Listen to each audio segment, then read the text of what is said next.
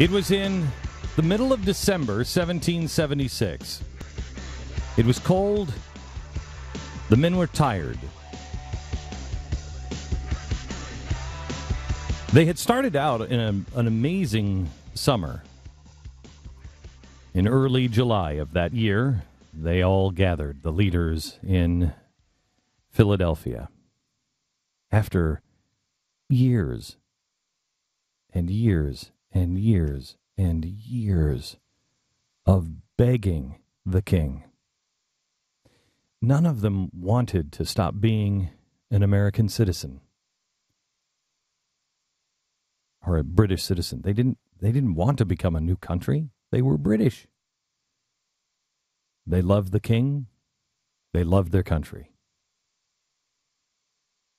But over and over and over again, they would sail the open waters,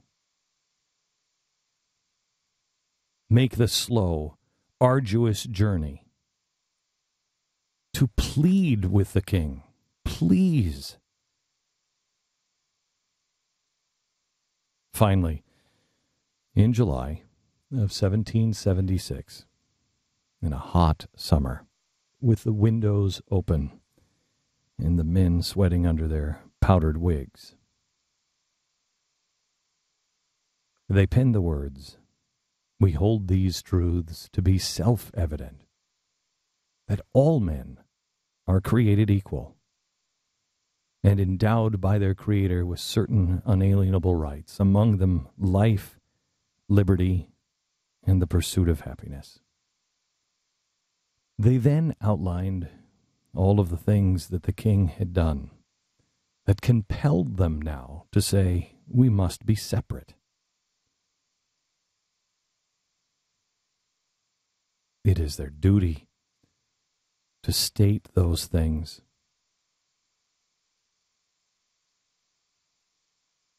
Thomas Jefferson wrote at the end, "And in firm reliance on the protection of divine providence,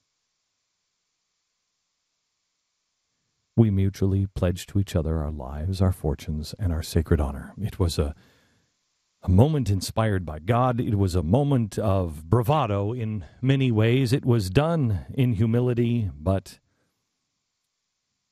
they knew they were going to win. And they brought George Washington in. He was going to be the general. George Washington didn't want the job. That summer they had over 20,000 men. Think of that. When we met at the stadium here in Dallas, it was in July. Think how little time has gone by. What were you doing in July? Where were you on July 4th? The country was excited in July. We're going to go to war. We're going to separate ourselves. We're going to be a new country. And by December, they had been driven all the way down back to Philadelphia. And George Washington, with now less than 2,000 troops, only a tenth remaining, stood there on the shores of the Delaware, knowing what he had to do, but not knowing how he was going to get the men in the boats to turn around and go back into New Jersey, go back to Trenton, and take on the equivalent of the Navy SEALs, the Hessians.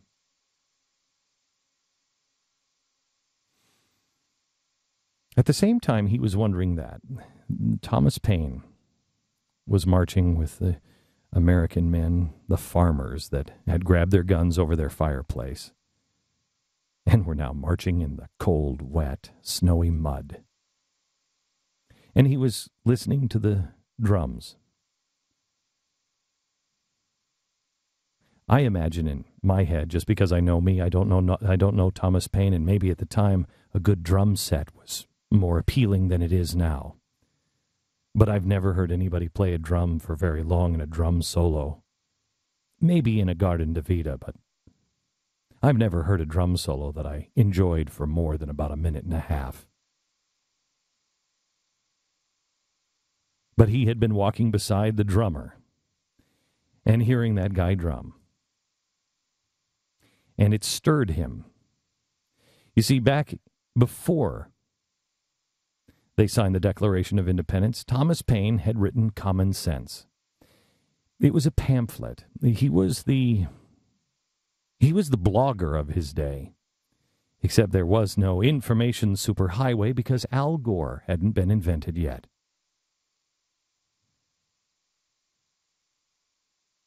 And so what he had to do is he would have to write something out, and then he would go to the printer, and they would put the typeset in one at a time, and then they would print these pamphlets one at a time. And you would go into a store and you would buy it, and they would rip it out of this giant sewed stack of pamphlets.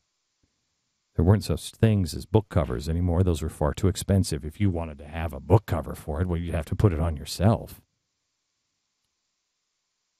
And then you would read it and pass it on to a friend. Common Sense was a short little pamphlet. It just said, hey, come on, you guys, we know this. We know these things. We know the king doesn't have absolute rule over you. We know that he doesn't have a right to do these things. You should be able to chart your own destiny. You should be free. It's your land. You were born free. Nobody rules over you. This is common sense. That's what stirred everybody to get into that room and pen the Declaration of Independence and then state life, liberty, and the pursuit of happiness. And so they put together an army, and they had lost every single battle. And now Thomas Paine was like, I can't believe it. It was just last summer. As he's listening to this drum, and I don't know if it was because it really was the only piece of paper that he could find, the only thing he could write on, or if it was just a very clever trick from a very clever man to get rid of that damn drum. But he looked at the drummer and he said, I need your drum head now. And he scratched these words on the head of a drum. These are the times that try men's souls. The summer soldier and the sunshine patriot will, in this crisis, shrink from the service of their country. But he who stands by it now deserves the love and the thanks of man and woman. Tyranny, like hell, isn't easily conquered. Yet we have this consolation with us, that the harder the conflict, the more glorious the triumph. That what we obtain too cheap, we esteem too lightly. It is dearness only that gives everything its value. Heaven knows how to put a proper price upon its goods. And it would be strange indeed if so celestial an article as freedom should not be highly rated. Britain, with an army to enforce her tyranny, has declared that she has a right not only to tax, but to bind us in all cases whatsoever. And if being bound in that manner is not slavery, then there is not such a thing as slavery upon the earth. Even the expression is impious. For so unlimited a power can only belong to God.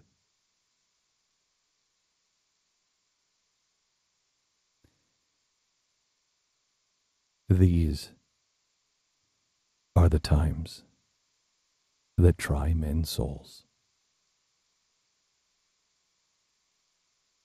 The summer soldier and the sunshine patriot will, in this crisis, shrink now from the service of their country.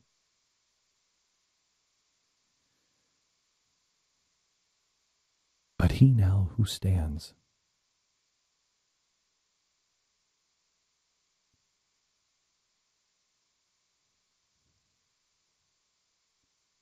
deserves the love, deserves the thanks of man and woman. Did we think that things could be achieved with such high value, with such little effort? We have worked hard, but heaven knows how to fix a proper price on something so dear, so precious, so rare as freedom.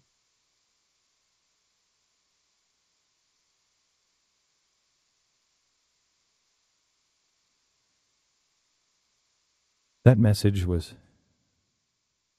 rolled up on the head of a drum, given to a writer. Take this to Philadelphia. Find Mr. Franklin if he is still there. Print it. And find General Washington. It was printed. And it found its way on December 23rd, 1776, on a cold, wet, snowy evening. It was handed to him in a tent that I'm sure was riddled with mud.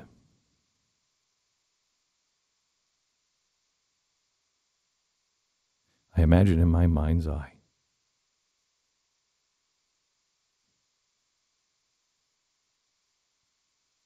the great giant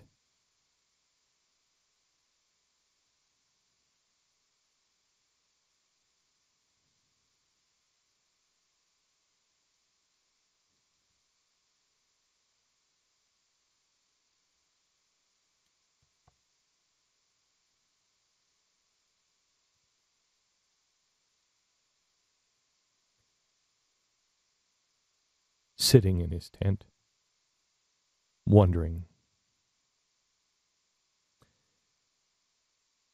how, dear God,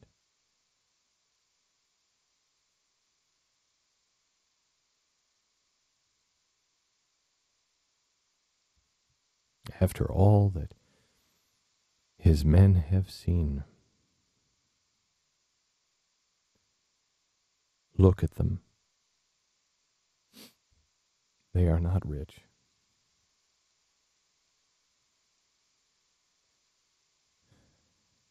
They're farmers. They're just the regular Joe that haven't been trained. How am I going to get them into the boats?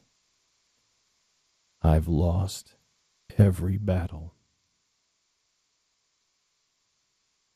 I am not the man for this task, he must have thought.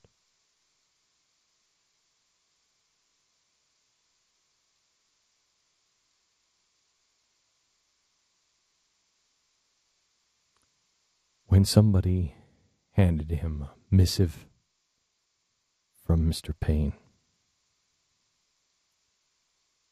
I imagine him reading by candlelight, and after that first paragraph, standing and reading the rest of the pamphlet, knowing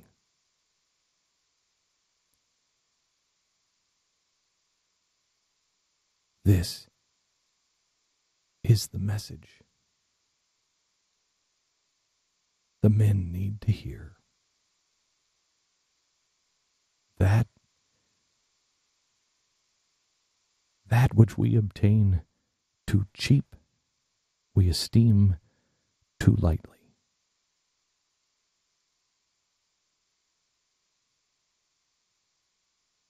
It is dearness only that gives everything its value. And it would be strange indeed if so celestial an article as freedom should not be highly rated.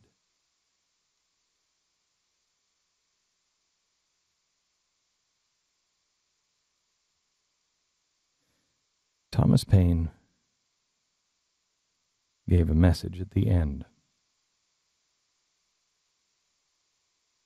He appealed. You knew these things to be right and righteous and full of common sense. You knew what was true.